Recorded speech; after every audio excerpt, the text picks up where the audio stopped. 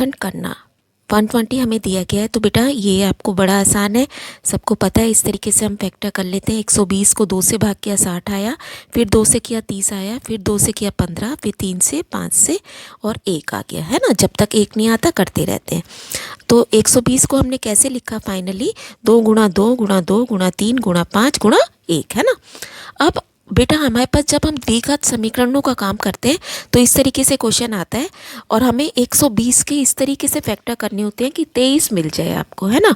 तो हम सारे पॉसिबल आउटकम्स इसमें से निकालेंगे। देखो, या तो 1 और बाकी सबको गुणा किया 120, फिर 2 आप लिख लोगे यहाँ पे और बाकी सबको इकट्ठा गुणा कर लोगे। 2 गुणा 2 4 गुणा 3 12 पंजे 60। फिर आप 3 को ले लो, अलग कर दिया और बाकी सबको आपस में गुणा कर दिया, 3 और 40। फिर 5 को अलग किया, बाकी सबको गुणा कर लिया तो 24।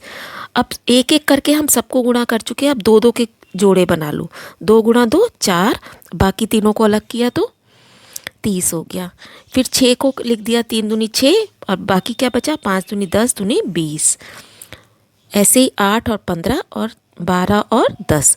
तो सारे पॉसिबल पेयर हमने यहाँ पे लिख लिए।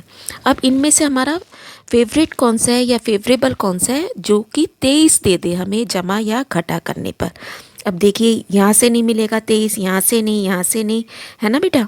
इस तरीके से आपको 15 और 8 23 ये मिल गया हमारा फेवरेबल। तो ये सारा काम हमारा द्विघात समीकरणों के सॉल्व करने में बहुत काम आता है, इसलिए आपको इस तरीके से पेयरिंग करनी आनी चाहिए।